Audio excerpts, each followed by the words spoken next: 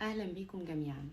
المرة اللي فاتت لما نفذنا التطبيق او الجلسة اللي انا نزلتها لكم، لقيت ان معظم ردودكم على الجلسة ان الاحساس اللي مسيطر على معظم الناس اللي حطت كومنت هو التشتت، ان هي حاسة بتشتت وعدم تركيز، ان الوضع حوالين منها او الواقع حوالين منها فوضوي. فانا عايزاك النهارده تركز معايا جدا وتعمل معايا التمرين اللي انا هعمله النهارده، وما تحاولش ان انت تفهم التمرين ده دلوقتي. سيب نفسك معايا تماما ونفذ التمرين، وبعد كده انا هبتدي اقولك بالظبط التمرين ده بيشتغل ازاي وبيأثر ازاي على الواقع بتاعك. وانا بحب دايما ان انا اعرفكم التمرين ده بيأثر ازاي او طريقة شغل التمرين ده ازاي، لان في ناس من كتر ما التمارين اللي احنا بنعملها بتبقى بسيطة او التقنيات الطاقة دي بسيطة، فبيستهونوا بيها جدا وبيحسوا ان هي ملهاش اي تأثير في الواقع بتاعهم. ولكن خلي بالك ان ممكن اتفه الاشياء البسيطة حوالين منك تكون هي الاساس الجذري لتغيير الواقع بتاعك، وانت مش شايف وما عندكش خبرة في الموضوع ده، فمش قادر تفهم كده. فعشان كده اي تمرين هنزلهولك دايما جربه، دايما نفذه. هتلاقي بعد كده ان في تغييرات بدأت تحصل في حياتك حتى ولو تغييرات بسيطة، لان الموضوع بيبدأ باشياء بسيطة وبعد كده بيبتدي ان هو يتوسع. فهنا لما انت تبتدي تنفذ التطبيقات دي، ابتدي خليك دايما حاضر وموجود دلوقتي وشوف التغيير اللي طرأ عليك ايه، لان انت ممكن يحصل لك تغييرات وفي نفس الوقت ما تحسش بيها، لان انت عينك عليها غشاوة، عليها نضارة انت لابسها مش مورياك الواقع زي ما هو بيحصل.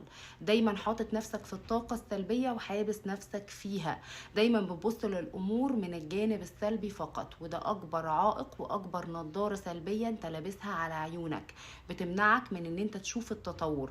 انت لو حطيت انتباهك وتركيزك على التطورات البسيطة اللي بتحصل لك بين يوم واتنين وتلاتة، هتلاقي نفسك الواقع بتاعك اتسع اكتر وتغير اكتر بشكل كبير. احنا في البداية دلوقتي هنبتدي ان احنا نعمل التمرين ده، وبعد كده زي ما قلت لكم هشرح لكم بالظبط التمرين ده تأثيره ايه او طريقة التشغيل بتاعته في الواقع بتاعك بيعمل ايه. قبل ما نبدأ انا حابة انوه عليكم ان انا جمعت لكم كل الجلسات اللي انا عملتها لكم، حطيتها في بلاي ليست على قناة اليوتيوب، تقدروا ان انتوا توصلوا لها من خلال الرابط اللي موجود في البايو، هتلاقوا رابط قناة اليوتيوب. روحوا هناك ودوروا على البلاي ليست باسم الجلسات.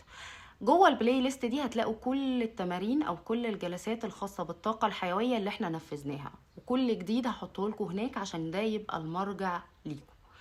خليني اقولك بقى حاجة مهمة جدا، يمكن تكون الحاجة دي مش واضحة ليك، ان انت اللي بيحصل في حياتك فعلا لما التشتت اللي في دماغك بيقل، بتبتدي ان انت تهدى، بتبتدي ان انت تشوف بوضوح. قبل كده لما انت كان عندك تشتت كتير ما كنتش بتشوف حاجات كتير بتحصل قدامك، كان في تفاصيل صغيرة انت ما بتلقطهاش، لان انت دماغك دايما مشغولة بمشاكل ومعاها قرارات انت عايز تاخدها، معاها افكار كتير جاية ورايحة قدام عينك، فبتحس دايما ان الواقع حوالين منك فوضوي.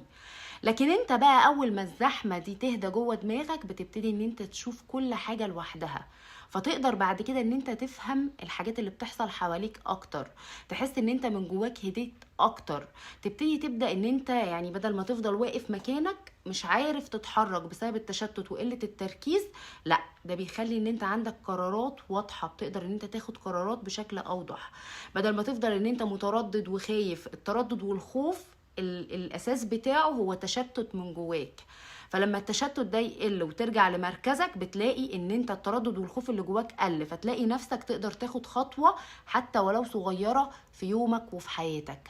وده كان التمرين اللي احنا عملناه قبل كده، وقلنا ان موضوع ان احنا ناخد خطوة كل يوم في حياتنا ده هو زي البذرة اللي احنا بنزرعها بعد كده عشان نوصل للهدف الكبير اللي احنا عايزينه. فاللي ما عملش التمرين ده يرجع للبلاي ليست بتاعت الجلسات على اليوتيوب ويبتدي ان هو ينفذه. تاني حاجة مهمة جدا عايزاك تكون عارفها، ان تركيزك نفسه لما بيزيد انتاجك بيزيد.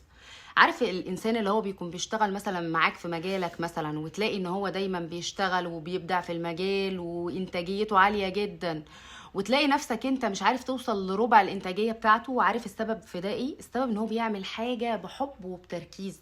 فالتركيز ده بيضاعف معاه الانتاجيه. يعني انت هنا لما تركيزك يزيد انتاجك يزيد، مش لان انت بقيت اذكى، لكن لان انت بقيت حاضر. وده السر، حضورك في الشيء نفسه بيغيره. عارف انت اللي هي ست البيت لما تقف تعمل اكله معينه فتقف تعملها بنفس كده وهي حابه ان هي تعملها، فتبقى حاضره وهي بتعملها. هنا هي بتدي من الطاقة بتاعتها اللي مسيطرة عليها طاقة الجمال والحضور الجميل ده، فالطاقة دي بتأثر على الأكلة دي، فتلاقي إن الأكلة دي بتطلع منها جميلة جدا. عشان كده مثلا لما تيجي تاكل عند حد وتلاقي الأكل وحش تقول له إيه؟ أنت عملت الأكل ده من غير نفس. هي دي تفسير اللي انا بقوله. احنا بنقول الحاجات دي ولكن بنقولها بشكل بديهي، لكن لو احنا قعدنا تأملنا في الكلام اللي احنا بنقوله وتدبرنا فيه هنلاقي ان وراه فعلا حقيقة. ان انت لما بتعمل حاجة بحضور وبتركيز وبحب، الحاجة دي انت بتبدع فيها، بتطلع جميلة فعلا شكلا وموضوعا. فهنا زي ما قلت لك، انت لما تركيزك نفسه بيزيد بتلاقي ان انتاجك نفسه بيزيد. هنا مش عشان انت ذكي، لكن لان انت بقيت حاضر وموجود بحضورك، موجود بالطاقة بتاعتك. يعني انت قبل كده مثلا كنت بتشتغل بس نصك هو اللي بيشتغل، النص التاني او نص الطاقة التاني مشغول بقى في زحمة الافكار بتاعتك بقى، وفي الدوشة وفي القرارات وفي المشاكل وفي الحوارات دي كلها. تمام؟ لكن انت دلوقتي لما بتعمل الحاجة دي وانت مركز، فانت بتعملها بكامل الطاقة بتاعتك، فده بيخلي اي حاجة تعملها تبقى معاك احسن، تبقى اروع، تبقى اسرع بكتير. حتى في العلاقات لما دماغك نفسها بتهدى بتبتدي ان انت تبقى اهدى في ردودك في العلاقات، تبقى اهدى في ردودك مع الناس، مش بتندفع، مش بتبالغ في عواطفك، بتفهم اكتر، بتسمع اكتر، بتبقى مستمع جيد. ده بيخلي علاقاتك نفسها تبقى علاقات مريحة جدا، فتلاقي ان العلاقة كده سلسة ومريحة معاك، ما فيهاش اي مشاكل. ومن ناحية تانية حتى لما انت التشتت بتاعك بيقل، القلق بتاعك نفسه بيقل. لان معظم القلق بيكون جاي منين؟ معظم القلق بيكون جاي لك من التفكير الزيادة. فلما انت بتهدي التفكير الزيادة بتاعك ده، احساسك كله بيهدى. وده بيأثر على حاجات كتير، زي ايه مثلا؟ زي جسمك، وبيأثر على نومك نفسه، وبيأثر على ان انت تركيزك يبقى اعلى، وبيأثر كتوتل على طاقة جسمك، على جهازك العصبي نفسه بيبتدي ان هو يهدى. في حاجة كمان مهمة جدا عايزاك تكون عارفها، لما الفرص تجيلك وانت مشتت انت ما بتلقطش الفرصة، بس لو انت مركز والفرصة جت قدامك انت بتلقطها، بتعرف ان دي فرصة وبتبتدي ان انت تلقطها. عشان كده بنقول ان في اشخاص دايما محظوظة الفرص عمالة تجيلهم. لا، هي الفرص بتيجي للجميع، ولكن الشخص اللي بيلقط الفرصة هو الشخص الهادي. لما انت تبقى هادي وتبقى مركز بيكون عندك وضوح ان انت تشوف الفرص وتعرف تستغلها صح. يعني الموضوع مش سوء حظ زي ما الناس فاكرة، لا، الموضوع في هدوءك، في تركيزك، في ان جهازك العصبي نفسه يبقى مستريح. جهازك العصبي ليه تأثير كبير جدا على تشكيل الواقع بتاعك. عشان كده تقليل التشتت من جواك هو مش رفاهية بالنسبة لك، ده شيء أساسي لأي تغيير ممكن يحصل في حياتك. كل ما انت قللت الزحمة جوا منك هتلاقي ان بره بقى بالنسبة لك أهدى، مش لأن ظروفك اتغيرت. عشان في ناس بتقعد تستنى ان الظروف هي اللي تتغير فأنا أهدى من جوايا، ده أكبر غلط، انت بتعكس العملية. انت لما انت تهدى من جواك هتبتدي تحس ان كل حاجة حوالين منك بقت اهدى، فتحس ان الظروف نفسها اتغيرت، لان انت بقيت شايفها او شايف اللي بيحصل حواليك بشكل اوضح. انا قلت لكم قبل كده وهفضل اقول لكم ان الحقيقة ان كل شيء بيحصل عندك في الداخل وبعد كده الانعكاس بيظهر في الخارج. لكن للأسف 99% من الناس بيبقوا عكسين العملية دي وهم مش واخدين بالهم. بيبقى شايف ان اللي بره هو اللي مأثر عليه، ان الظروف الخارجية دي هي اللي مأثرة عليا من جوايا، هي اللي تعباني من جوايا. بس الحقيقة ان اللي جواك هو اللي عامل لك الظروف الخارجية دي، هو انعكاس للداخل بتاعك. فاول ما انت تغير الداخل هيبتدي الخارج يتغير معاك، لان الخارج هو بيرجع يشحنك تاني، بس انت اللي عملته في الاساس. يعني الداخل انت بتطلع طاقة من الداخل طبقا للتردد اللي انت عليه، يبتدي يعمل لك المواقف والاحداث والظروف اللي حوالين منك، وتبتدي الظروف والمواقف والاشخاص اللي حوالين منك دي تشحنك تاني بنفس نوع التردد اللي انت طلعته من جواك. فالعملية هنا عملية تبادلية، مش ان الظروف الخارجية هي اقوى مني ولا هي اللي مقصرة. عليا. خلينا نبدأ في التمرين عشان ما اطولش عليكم اكتر من كده، واتمنى ان انتوا تكونوا فهمتوا كلامي صح، وان انتوا تطبقوا التمرين ده صح، لان كل خطوة صغيرة بتنفذوها النهاردة بيكون ليها تأثير كبير على تغيير جزء من الواقع بتاعك، ولما الصورة كلها تكتمل مع بعضها هتلاقي نفسك في واقع تاني مختلف. كل اللي انا طالباه منك دلوقتي ان انت تقعد في مكان هادي ومريح بالنسبة لك، وتاخد وضعية جلوس مريحة، وتبتدي تغمض عينك. انا مش هطلب منك دلوقتي ان انت تهدي دماغك بالعافية، مش عايزاك تقاوم خالص، ولا تحاول ان انت توقف التفكير فجأة، لان ده اصلا هيعمل معاك ايه؟ ده هيزود التشتت اللي في دماغك اكتر. انا عايزاك تعمل حاجة ابسط من كده بكتير. سيب كل حاجة زي ما هي وخلي تركيزك في نفسك وبس. هتبتدي ان انت تاخد معايا 3 انفاس، تمام؟ وكل نفس فيهم هناخده على شهيق 4 عدات ببطء، وبعد كده زفير 4 عدات ببطء. هنكررها 3 مرات ورا بعض. غمض عينك وابدأ معايا. خد اول نفس شهيق، زفير، نفس كمان،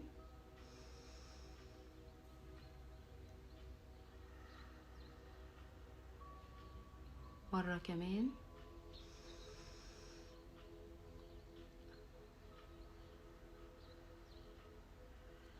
دلوقتي انت ممكن تلاحظ ان افكارك لسه موجودة، وده طبيعي جدا. كل فكرة تيجي في دماغك ما تمنعهاش، ما تحاولش ان انت تقاومها ولا ان انت توقفها، بس تقول جواك بهدوء مش دلوقتي. كل ما تيجي فكرة قدامك وتلاقي نفسك هتعلق في الفكرة دي، قول مش دلوقتي وسيبها تعدي. تخيل ان الافكار كده اللي في دماغك دي هي عبارة عن سحاب ماشي جوه دماغك. تخيل دماغك زي سما، والافكار هي السحاب اللي بيعدي في السما دي.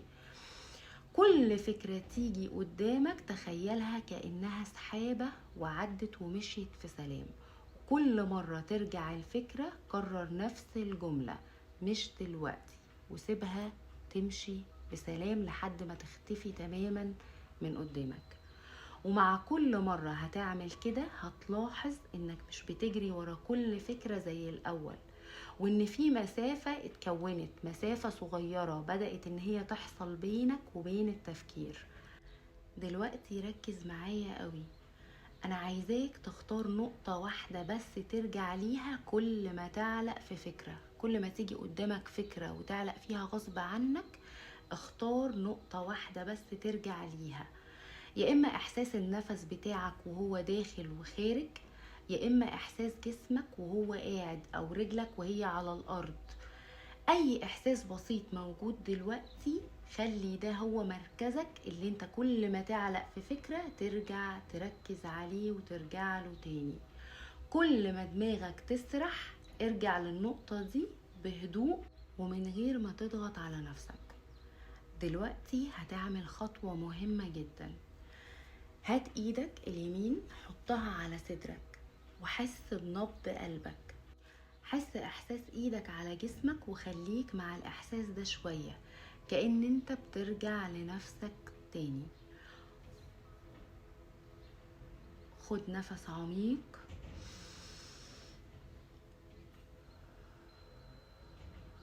قول جواك انا هنا. كررها تاني، انا هنا. انا هنا مش في التفكير، مش في الزحمة، انا هنا في اللحظة دي. انا هنا موجود دلوقتي في لحظة الآن. سيب الجملة دي تهدي جواك، وخد نفس كمان بعمق بطء.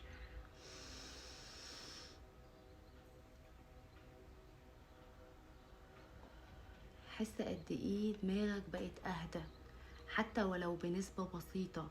مش لازم تبقى فاضية تماما، كفاية ان انت بقيت اهدى من الاول، ان زحمة الافكار اللي في دماغك خفت عن الاول. انت مش محتاج ان انت تتحكم في كل افكارك، ومش محتاج ان انت تحاول تقاومها او تمنعها. انت بس محتاج ترجع لنفسك كل شوية، محتاج ان انت ترجع لمركزك، لان نقطة مركزك هي نقطة القوة الحقيقية بتاعتك. دلوقتي تقدر ان انت تفتح عينك بهدوء وخد معاك الاحساس اللي انت حسيته من التمرين ده، وعايزة كل واحد منكم يكتب لي حس بايه بعد التمرين. اكتب لي في كومنت وقول لي حسيت بايه بعد التمرين ده، وقد ايه دماغك هديت، حتى ولو بنسبة بسيطة. مع التكرار هتبتدي تقدر ان انت تتحكم اكتر في نفسك، وهتعرف ازاي تكون في مركزك بشكل كبير موجود في لحظة الآن.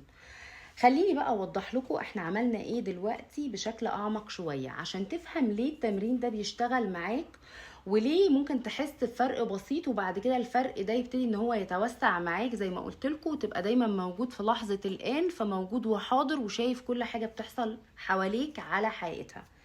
في الاول احنا لازم نفهم ان التشتت مش مشكلة فينا، ومش معنى ان انت مشتت ان انت ضعيف او ان انت مش عارف تركز، ولكن ببساطة نتيجة ان في كمية افكار كبيرة بتبقى في دماغك على مدار اليوم تخص حاجات كتير، فكمية الافكار دي بتكون اكبر من اللي مخك يقدر ان هو يتعامل معاها في نفس الوقت. كل حاجة ضغط عليك في نفس الوقت. عارف الشخص اللي هو يقولك انا ما بعرفش اعمل مثلا حاجتين 3 في نفس الوقت؟ مخك كده برضو. مخك لما انت بتبقى مشتت في كذا حاجة في نفس الاتجاه، مخك ما بيعرفش يتعامل في نفس الوقت مع الحاجات دي كلها. المخ بتاعنا بطبيعته بيحب الوضوح، بيحب يشتغل على حاجة واحدة بس. لكن لما انت بقى بتفتح اكتر من موضوع وتفتح اكتر من باب في نفس اللحظة، يعني شغلك، علاقاتك، قلق من المستقبل، مواقف قديمة حصلت لك، تفضل مودي وجايب في افكار من الحاجات دي كلها مع بعض ميكس كده، كل ده بيشتغل مرة واحدة في مخك، فبيدخل في حالة نقدر نقول عليها زي حالة زحمة.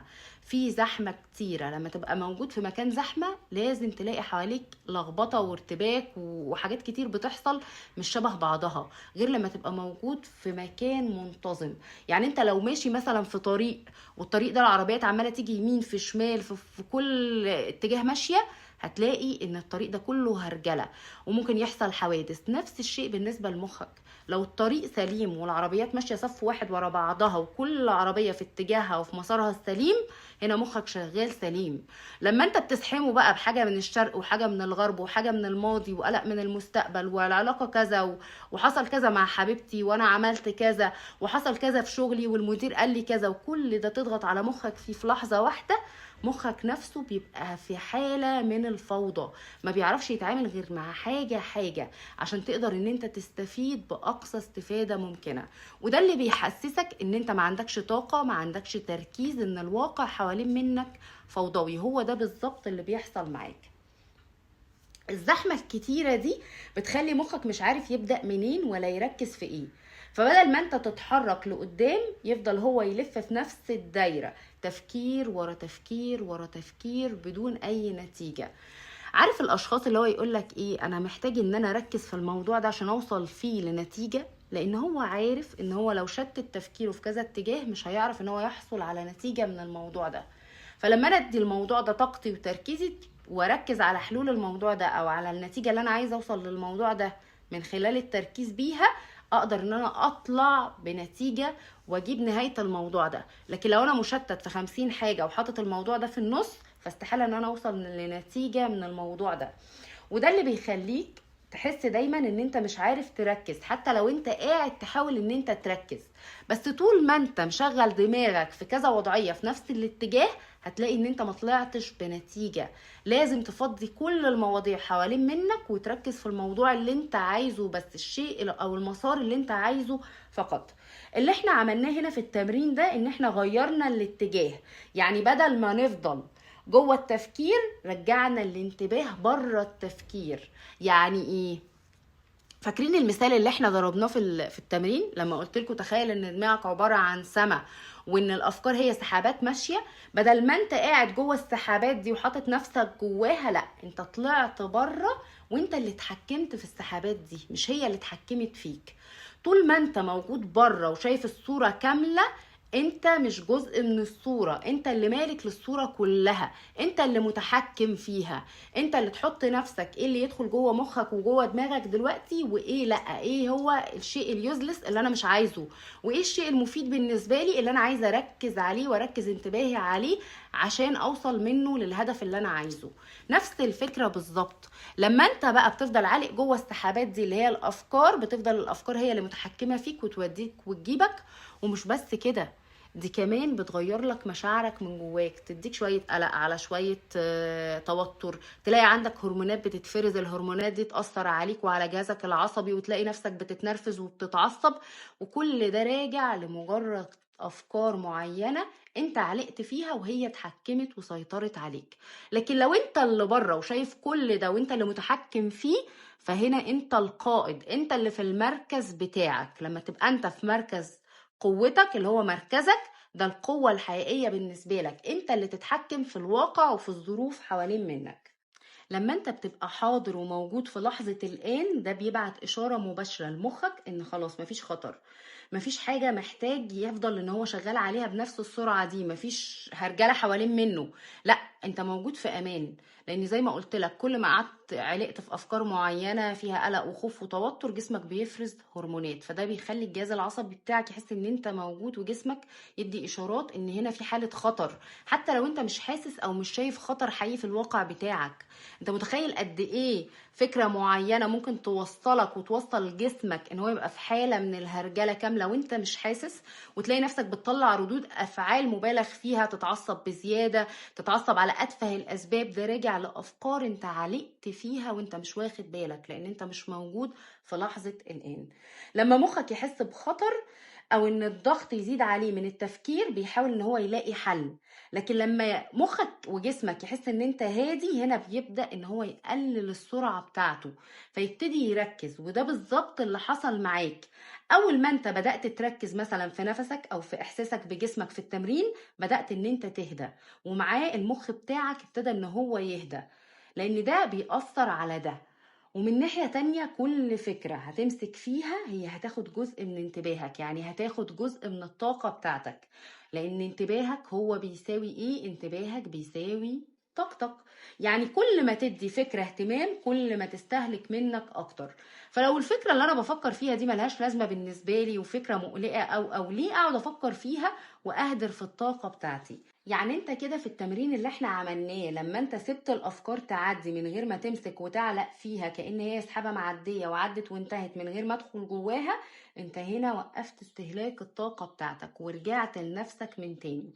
وده اللي خلاك تحس ان انت بقيت اخف شوية، حتى ولو فرق بسيط. ليه؟ لان التشتت اللي انت وصلت له دلوقتي وحالة الفوضى اللي حوالين منك في الواقع بتاعك، هي ما حصلتش لكش بين يوم وليلة، هي خدت وقت. وكذلك عشان تختفي من الواقع بتاعك برضو مش هتختفي بين يوم وليلة، هتاخد وقتها وتختفي.